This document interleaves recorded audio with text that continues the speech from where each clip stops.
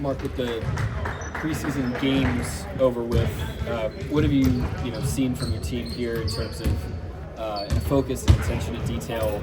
Knowing they've got a lot of time here to get good work in before the regular season starts. Yeah, it's a challenge mentally because we want to get as much mileage out of these practices as we can. We won't have a stretch of practice like this again for the rest of the season. But at the same time, the guys want to play. I think everybody's ready for the first game, so we can't sit and wait. We got to get the most out of these days and really load up and get ready to go. How much do you balance kind of having those 5 games worth of film with just kind of like focusing on what you're able to do out here on the court? Those are just like good check-ins on what's carrying over and what isn't. And we've made some steady progress in certain areas. But every practice is like that too. All the practices have been live in the camp. And so there's really no difference for us between the practices and the games in terms of seeing what's carrying over and what looks good. Mark, how well have you been to know Alex Reese and his time here, and just what stands out to you? Alex Reese was here for camp. I have a lot of respect for all those guys, him, Cormac, Malafai, Buddy, Miller. I coached in the G League for 5 years, and I learned that there's a lot of good basketball players out there that need an opportunity, and all those guys came in here. They got a lot of reps and got a lot of opportunity, and I thought they all did a really good job, including Alex. Any updates on any of the injured guys? No, not really. All making progress. Dub, that's an injury. He's day-to-day at least. Did not take reps of practice today, so we'll see how he's feeling. Continues to progress. Mark, there are some areas that you all coming out of last year wanted to work on as a team. Some of those things Isaiah Hartenstein really excels in, but knowing you guys, you're going to be working on those as a team anyway, not using his his entry into the team as like a band-aid to that. What are some of the areas where you feel like you guys have gotten better that he would have helped with here in the early going, but you guys have gotten better as a team with sort of outside of just his arrival? Well, anytime you add players with really good skills, it doesn't give you an excuse not to become good at those skills collectively as a team. So obviously we really like our point of attack defense. We really like our rim presence with him and Chet. But at the same time, we need those things regardless of who's on the court. Even when they're healthy, they're not going to play 48 minutes. And so we need to be good at all that stuff.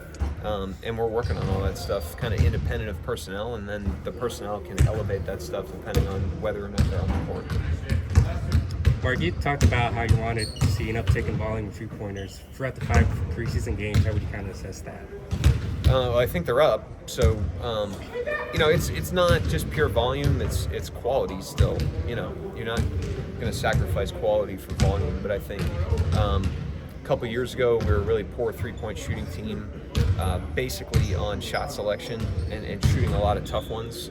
We've improved. Last year our percentage was really, really good. The number one change that was made was selection-based. It had nothing to do with anything else. We were just taking better shots.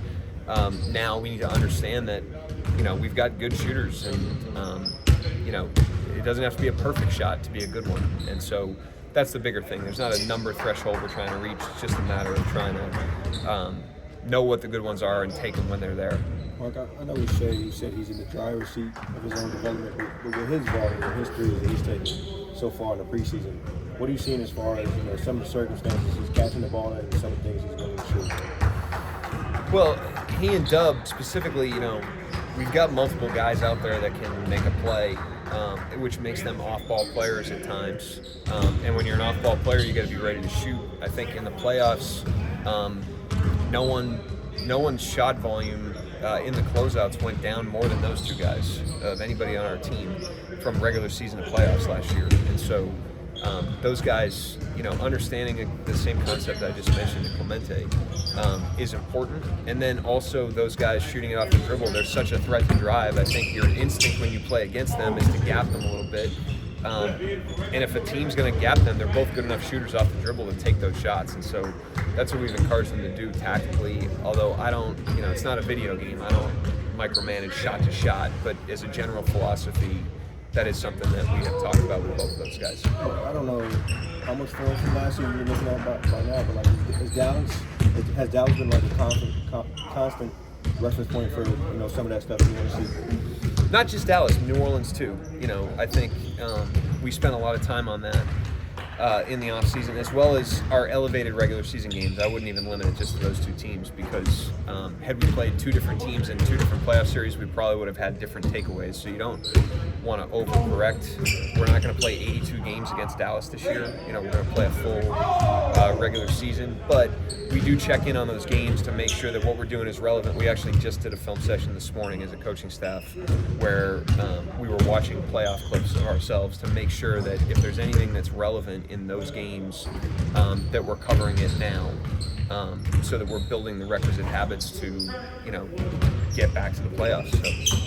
So, Mark, if Chet ends up having more playmaking opportunities, put the ball on the deck, that kind of thing, what are going to be some indicators for you of things going well regardless of what the outcomes are on given possessions? Because obviously it seems like that's a skill that he can continue to scale with and could help elevate the ceiling of the team too.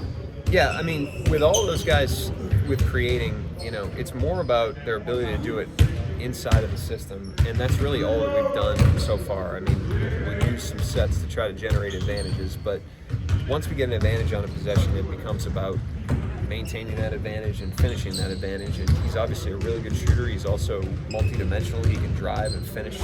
He can roll. And he's done a nice job of finding that stuff in the flow of what we're doing. We haven't upticked, the buttons that we're pushing for anybody. If anything, we've downticked that in the preseason, and we're more trying to encourage these guys to find their strengths inside of what we're doing, and everyone's done a really good job of that so far. So just in a similar way, quick decisions on pass, shoot, drive, not over dribbling, those kind of things. Are those the things that you'll be looking for if he's playing off the catch and that kind of thing? Yeah, quick decisions, good floor spacing, finding his cuts, good in the pick and roll game. He's obviously in a lot of pick and rolls. He's a big target. Joel mentioned that after the game the other night, that we've been finding him. That's important, but it's important that he gets below the defense on those plays so that he can be there for us. But yeah, right now, this early in the season, it's more about the fundamentals of the system. And like I've said before, you can't hold a talent back. If a guy's good, he's going to be good no matter what situation you put him in. Chet's in that category. And so we're really just trying to encourage him to play inside of what we're doing, and he's finding plenty within that. Anything else?